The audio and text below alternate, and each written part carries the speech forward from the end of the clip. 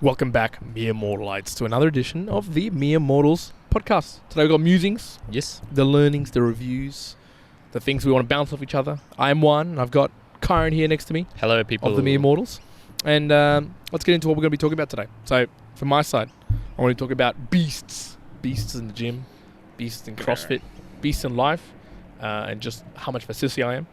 And also, just books in general. Something that I've come across with some of the books I've been reading over the last 4 or 5 books that I've got some trends that I just want to share and talk about and just see if you also find it the same way. Nice. I've got learnings and takeaways from my meditation retreat and something to do with peak experiences, psychedelics, and maybe about Zen? Tao. It was like, Tao, it's spelled T-A-O, but I think it's pronounced like Tao or something. Yeah, Tao. Zen and Buddhism, so a bit of that. And right, okay. I did say we'd read out some reviews of some people who have left us. If you've got them on there, that'd be awesome. Yeah. So stay tuned for the end of those. We'll review them. Yep. All right, well, I'm going to get started with mine. The CrossFit and Torian Pro. So I talked about it in meanderings, but didn't get fully into it. These people are beasts, man.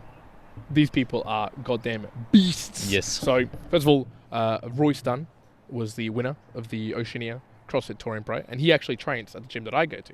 He's one of the lead coaches there, and this dude is like a beast when he trains. When you see him in training, when you see any videos of him, actually seeing him in person fully competing, I thought, man, this dude is just like on another level. But like every single person there was on another level, to the point that it was reminiscent of almost, you know when you watch like another sport, and maybe I haven't come across this personally, but like if you're a cyclist or if you're a runner and then you watch Olympic runners or Olympic cyclists or someone at the top level, I'm imagining this is the equivalent level of respect and admiration I felt, because even these people, and these are like, let's just say they're in the top 1,000 in the world, right, at what they're doing in CrossFit or in lifting, but they were lifting some weights which are close to like Olympic level lifts, and then doing this like 3 times in one day and then doing other movements. I just thought, man, the level of punishment that their body can withstand and everything else, it's just mind-blowing. But even more than that, it wasn't even just the male equivalents. Even all of the female competitors that I saw when I was there blow like anything I could do out of the water, like clean out of the water, where it was like clean and jerk, deadlifting, pulling things, pull-ups, everything. Like, I might as well be a 15-year-old girl at that point. I was like, wow, I'm nothing compared to this, which both amazed me, and it made me feel to the point of like, that was cool to see that, almost in a similar experience that if you take psychedelics or if you see someone who's truly like a master at the craft, you get to see what the real upper levels are, and then you can kind of really well position yourself and go, oh, okay, well, if I think this is like the limit of human, no, it definitely isn't. You still have like that extra percentage to go. Similar mindset that Navy SEALs get taught of. When you're starting to suffer and when you think you're pretty much done, yep, you're 40% of the way there. Just that mental cue to sort of shift you back. Have you had that experience before with something that maybe you enjoy a lot that you've seen and you've gone like, wow, this was super admirable, and you go, okay, it truly lets me see like just how far beyond I really am. I'm imagining Miguel with his handstands. I keep going back to Miguel because that was a recent one and fresh in the memory.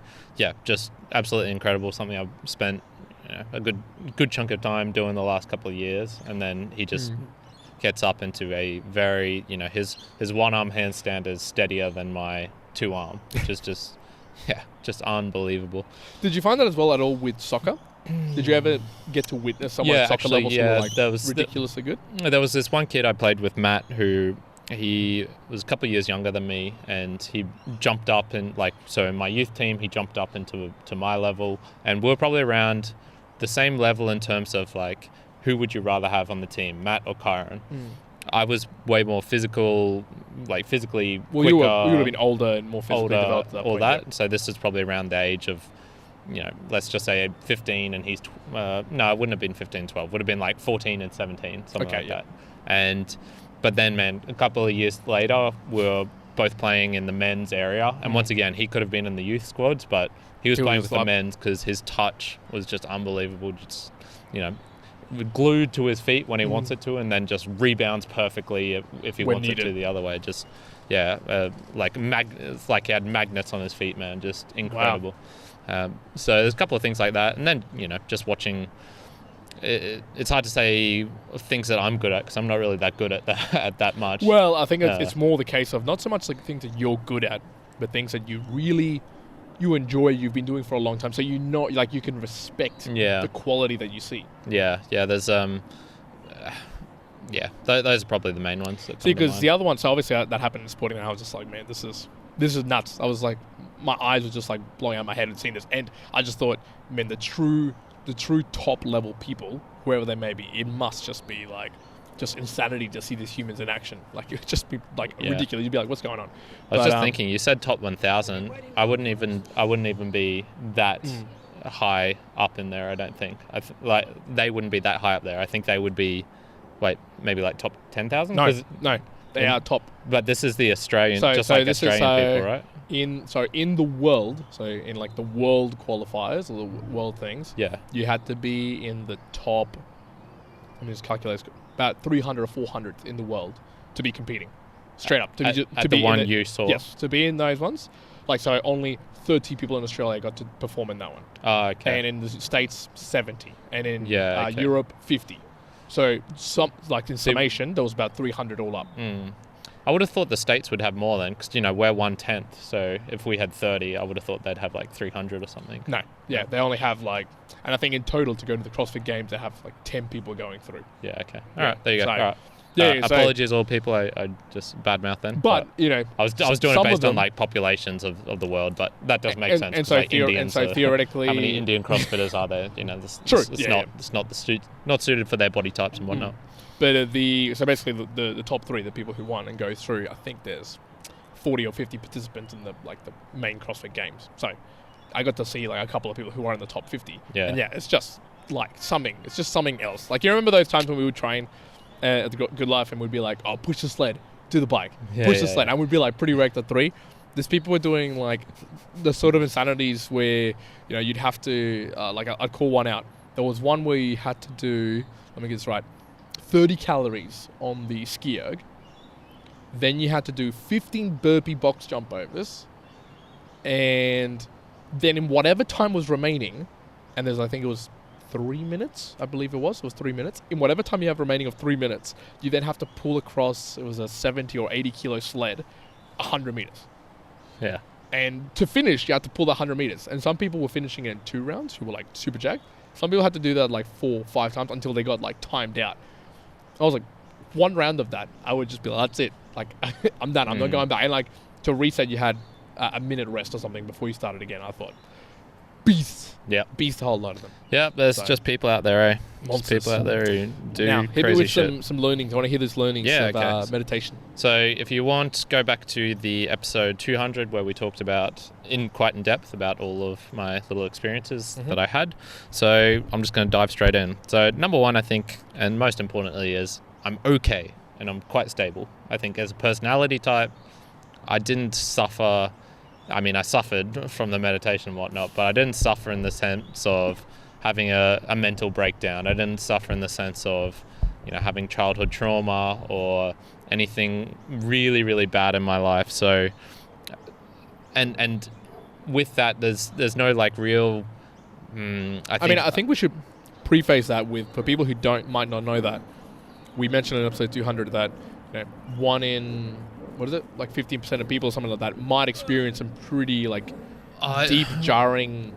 I don't know if it was that. There's a stat you told me from that you heard on Jack Cornfield's that it was like, I think you said 15% of people have an emotional breakdown. Let's just say there is there's been definitely evidence of people doing meditation retreats and becoming dislodged or becoming psychotic or something happening to them that's pretty extreme. Yeah, for sure. We're saying like Karen did not delve in those parts and he's currently talking and this is Karen. Yes. There's no personality split between what was before and after. But also just in terms of other things. So, I don't have really intense attachments. As far as addictions go to things, like drugs I'm pretty good with.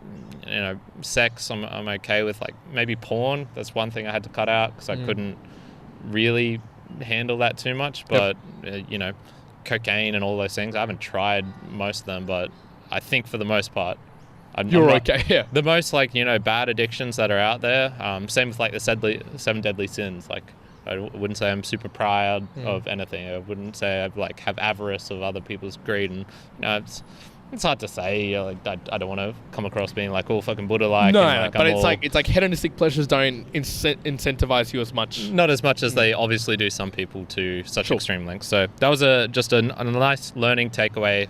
I'm okay. Another one. So I was definitely valuing future Kyron's well-being way too much. I was doing things, discounting what would make me happy right now, and I was doing things for him or for the past Kyron. I talked about this in one of the Meandering to Musings not too long ago. So yeah, I've definitely said, no, I'm going to do more things that make me happy right now, and those sort of like discipline type stuff, I think I can let some of that go. Like we were saying with the podcast, you get up to a level, you increase your capacity until you can like bear it no more, and then you have to like drop it down. So I'm definitely wanting to go in a dropping down stage. Knowing is nice, but experience counts 10x. So I knew a lot of the things Sam Harris was talking about in reference to psychologically, or having these experiences of whether it be an out of body one, or whether it be an insight into your own physical sensations and what's happening in awareness and stuff. I could comprehend them.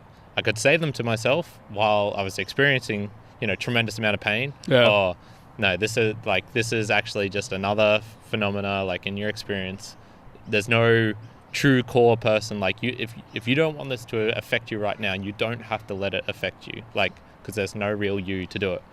You can say that as much as you want, but the pain in your ass will still stay there. Like the pain in your feet when you're running and all that. It's still going to be there. It'll still be there. So I had a couple of moments though where I managed to disassociate and was like, oh, okay.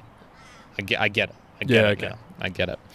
Another one, I'd say a little bit too pessimistic with others. So this was just a reflection one, which is sometimes if people tell me something, I've noticed this with my dad, for example, that sometimes I'll tell him something and I'll be like super excited, like, yeah, I'm going to go for the, my goal is to get the 1-arm handstand. I want to get to this level, and I'll show him. And the like immediate thing will be like, but you don't really have that body type. Do you think you can do that sort of thing? And I notice I do that with some people sometimes as well. So I don't want to be that person where it's like a burden to tell me something. I want to be like, someone will tell me something and it's like, I'm like, hell yeah, good for you. That sounds awesome. Yeah. A little reflection there for me is like, I want to try and introduce more of that into my life, more positivity. And it's okay to be pessimistic sometimes, but not all the time. Not all the time. Okay.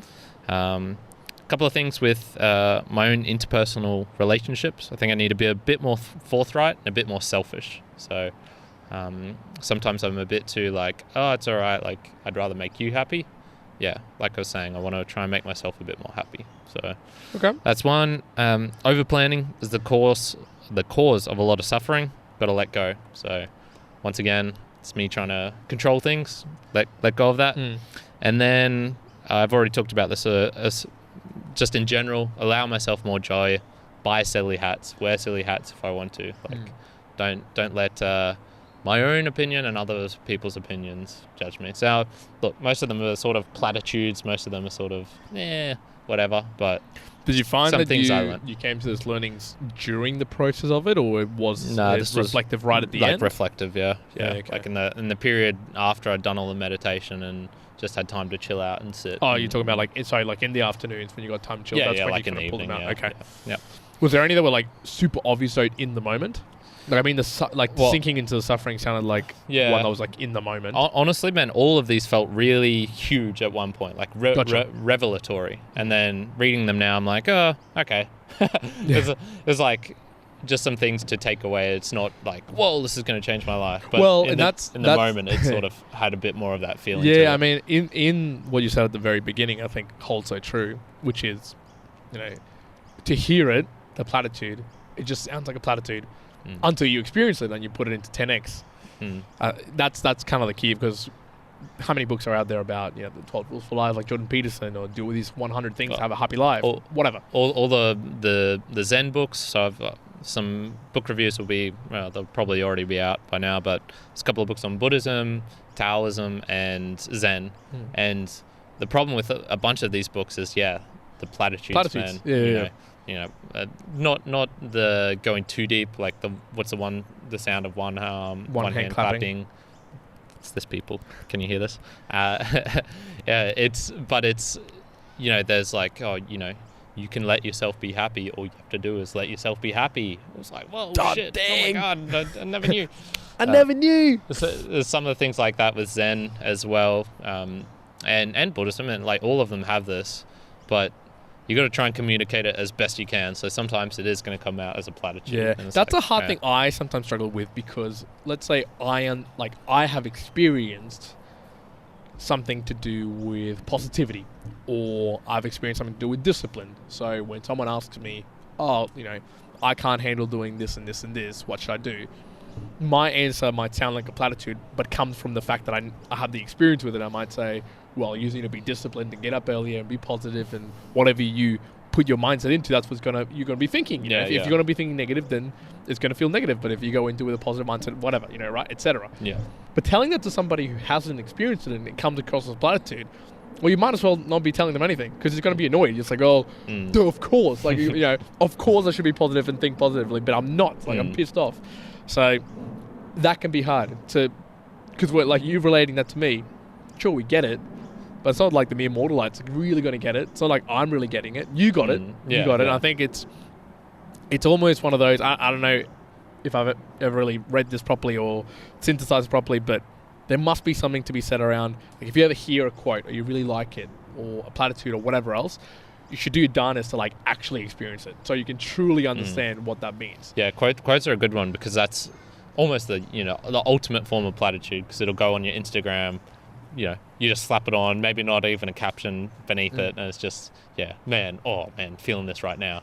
And that's why and that's why I enjoy my maxims in the way that they're things that you can actually apply when I read them. Like when I actually read them, even though they are quotes, so like say easy life, hard choices, easy life, easy choices, hard life, that type of sort of mixture. Now that could be a quote that you could say to somebody and they might get it, but for me, when I read it at maximum, I'm like, okay, I've experienced so many instances of where this applies, I can relate to so many of them, and it maps the emotion that I had to that time, and I go, okay, cool, totally makes sense to me. But just because I tell you that doesn't mean that all of a sudden is going to be the top quote for you or the top thing for you to follow. No, like unless you experience it and it has the same effect, like it's just words. It's just, it's like you might as well say it in German. You might as well say it in German or in Spanish or something else. That's going to be like as much effect. If it has no emotional attachment, then you're just saying random words in a random language. Serious. So no, very good. Okay. Anything else? I'll talk about this now, because you mentioned it slightly before. Was peak experiences. So, yes. Okay. Yep. I didn't have any particularly for myself. I didn't particularly care to either. It was, if something crazy happens, that's cool. If not, that's also cool. But I was having to think of, there's people say there's basically two ways of getting them. There's the safer way, which is where you'll go through meditation or running or trying to gradually increase your capacity until you reach a breakthrough point of something. So this will be like the flow state. This will be with doing it through heavy breathing, so holotropic breathing, I believe it's called, or the Wim Hof method, or whatever it is. And then there's the dangerous one, psychedelics. Like you just take them and you could be in for an awesome, pleasant experience, or whatever. You can go see hell for 5 hours, and that's the risky one. Well, that was Conor. What is it? Not Conor McGregor. Conor Watson, whatever his name was, who took ayahuasca, and all of a sudden his YouTube deteriorated into like madness. And yeah. And I met plenty of people. There's one guy in Mexico I saw, just absolutely like went out for a night, abused these substances, multiple things, didn't have respect for them. Tim Ferriss recently, of course, with his he said he had a breakdown on the retreat and said it was bloody awful. So it did get me thinking, though, is this actually true? Because one of the things that I felt was a tremendous amount of suffering just trying to meditate. And I just went, you know what? Like, I wonder if the cumulative meditation needed for, let's just say, doing that for maybe like a month, whether the amount of suffering caused in all that time is worth peak, the more controlled peak that you can maybe get, or is it worth, how does that compare to having a bad trip and then a good trip? you know, which is worse? Well, I think it comes to, we've had this question a long time back. Do you remember when we said, you know, if in one day you could have the highest of emotional feelings and peak, but also the lowest, I think we would say like, no, well, you wouldn't, because the worst is worse to humans than the positive is. So, because it did get me thinking about some other things. So there's here's one. I'm not sure what branch of science this is called, but I think it was in the behavioral economics, something like that. Scientology, yeah. Where if you go get what's the one where they chuck something up your bum? And I'm not talking about the alien probing. I'm talking about colonoscopy, maybe. Where colonoscopy. They go and check.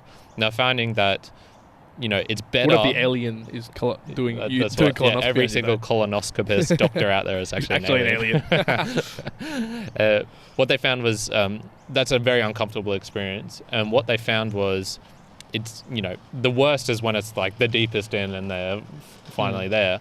But they would found that if you take it out and then have like going from, instead of having like this one peak pain experience, let's just say an 8 out of 10 for a short, you know, period of time, and then, you know, immediately taking out, and that's the lingering effects that you remember from it, the 8 out of 10.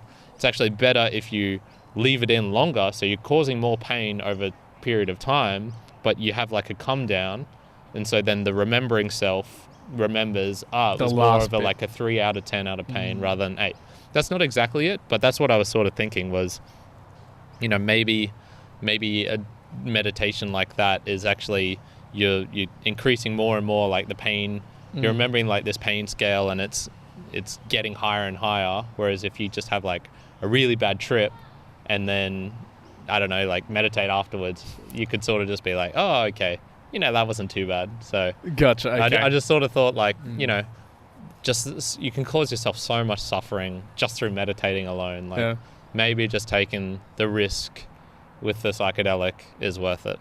Maybe. Yeah, maybe. I wouldn't recommend it. This is no recommendation. Me, but the mere mortals. Just a thought. One recommendation that we're giving the mere mortalites basically is that if you want to compare meditation to colonoscopy, go right ahead. It's where your learning's I'm okay with that. Let's talk about books. So, I don't enjoy hard to decipher books anymore. I totally agree with this. Do not enjoy them. Let's go back to 17-year-old, 16-year-old one. I used to read some pretty hardcore books at a time, at least for me at that age. I would read 300-page books about the Riemann theory, about the millennium maths problems. I would used to read string theory, calculations, stuff like that when I was like 16, 17 years old. Yeah. I loved it. I don't know if it was because I was like half thought that I was brilliantly smart by reading this, but it was like that Dunning-Kruger effect where I was an idiot and just thought that I knew so much. So it's probably totally that. Definitely that. And then it got to a point where maybe I started reading a lot of fiction, then I didn't read for a long time, and now I started back reading. All right, sure. But I've just experienced a couple of books, Joseph Campbell, a couple of Jordan Peterson books, a few others, where when I contrast them to just easy to read books that, look, let's just say that they might not be as efficiently written, they might not be as poignant or as effective, but man, I enjoy reading them so much more. So whether it's Ross Edgley's current book that I'm reading about resilience, you could really see it in like Robert Louis Stevenson's Treasure Island. Like, man, you can really see it. Yeah, it's a nice the difference book, between that and some of the other books is just night and day in the ability of whoever wrote that to get across a story or a message, and just like how pleasant it is for one to do so. Like I just call out Jordan, man, Jordan, you didn't improve your, like, either improve your writing skills or just don't do it at all. Just do video. 'Cause I think some people communicate in those streams a lot better. That's fine. But yeah, it's really put me off in terms of whatever books I choose in the next couple of years. And you roughly will have, at least for me, I'll probably have 300 books for the rest of my life that I'll be able to read. Like that's it. I'm not going to be spending them choosing things that are going to be super hard to decipher, super hard to read in terms of, they're trying to tell me something over 20 pages and bringing in like 15 different stories and trying to teach all. No, I'm not up to that. Like, tell it effectively, tell it well, tell it easily that I can read it. That's what I want. Brendan gave me a book for the retreat called All Else is Bondage, and no people, he's not into that, or maybe he is, I don't know. Brendan? But it's about the Zen as well, or I think it's Zen. I didn't fully read everything in the books. It's not a thick book either. It was maybe 70 pages, 80 pages. Okay. By this guy called Wei Wu Wei, or that's an pseudonym that he had, and it was actually just like I think it was like an English professor somewhere, or it was a very define, like, think of the most ivory tower intellectual you can imagine. This is how this dude was writing. So intentionally obscure. God. That was each page had at least, and I think like I'm fairly well read, but each page had at least 3 words I didn't understand. Jeez. And I'm trying to understand this crap, and I'm thinking, I would have to sit there with a dictionary and try and parse out each single word in each single sentence to try and get this. And that's nasty. I hate that. Brendan sort of likes it, I think, because it gets a little bit towards the essence of Zen, which is like paradox and pointing out things in like a weird way, almost like it's. Okay. I think that's sort of what he gets out from it, but I just went, no, this is someone being intentionally obscure, intentionally writing in a way that doesn't make sense, and I can't enjoy it. Like there's nothing to be gained from this. I think Brendan likes that part. For me, I'm like, no, absolutely not. If you, use. It's okay to use like a unusual word or something like. Use the word when it has the reason to be used. Yeah, look, I would definitely use an unusual word somewhere, but then I would maybe deconstruct it to why that word is a really good word to use, instead of gratitude. Use like some one that expresses more feeling or sentiment in a certain different tinge or whatever. Yeah, and like, I mean, even then to the point of, if you want to say a plethora of things, that's fine. But it's just like, you can say a lot of things. Or there's a lot of things. Or a range. Yeah. Like, that's the same goddamn fucking thing. Yeah. Sure, maybe you want to mix it up, maybe you're writing and you go, I've used big a lot or range a lot. Okay, plethora, right? Maybe there's a difference behind it. But sometimes, like, that's okay. You can leave it at some of the basic words. You don't have to, even if you're like a professor or whatever, it's okay. You don't have to show us that you're a brilliant person. I'm sure you are. But it's much better if I enjoy the book and I can understand it than the opposite way around. For sure. Agreed. So, books, man. Books. I don't want them to be a challenge anymore. I don't want them to be a challenge. That's one place in my life I don't want it to be challenged. Yeah, I agree with that, man. I read them too much to deal with. Have you got anything else? Ones. Just the reviews. Okay. Oh, yes, reviews. Do you want to do a mere moment first, or you want to go reviews first? I'll do the mere mortal moment. All right. So mine is, do your calculations carefully. The safer path might not hold up under scrutiny. So there's just referencing the meditation, peak experiences, and psychedelics. Do your own thinking around it. Maybe it is very hard for you to meditate, and so if you want that peak experience and chasing after it, maybe meditation is not the best way. Maybe you should go after the running or the holotropic breathing, or, there's tons of ways you can go out and try and do that. Definitely.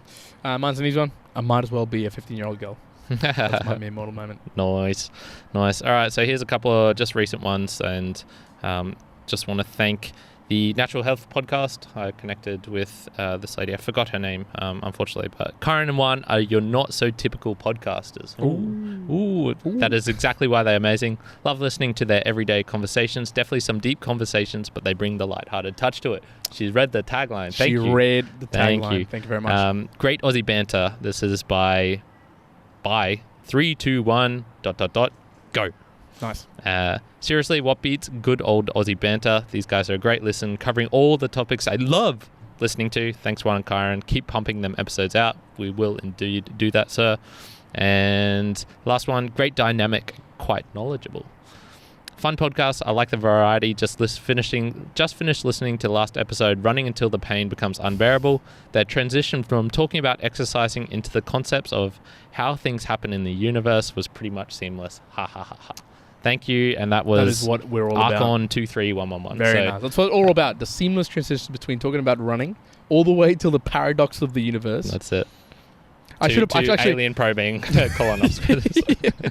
I was actually going to bring up that YouTube channel called Kyrgyzstan? It's like In a Nutshell. No. That's the sort of stuff. Sorry, Kyrgyzstan. I think I'm pronouncing that completely wrong. That's right. But it's In a Nutshell. Go check out their videos. It's basically like they are able to break down really complex physics, universe, like space, quantum theory, that sort of stuff, down to video, like video information that is easy to understand. Like you go and you come out of it and you're like, I understand what they just talked about. Yeah. That's what I feel like books need to be like, or videos or whatever. If it takes you 1 hour to explain that, like, go learn that better. Because you obviously don't know how to explain it to people enough. Agreed. God damn it, people, that's it. That's it. Fuck, that's it. Why not? Current out. Woo! Dang.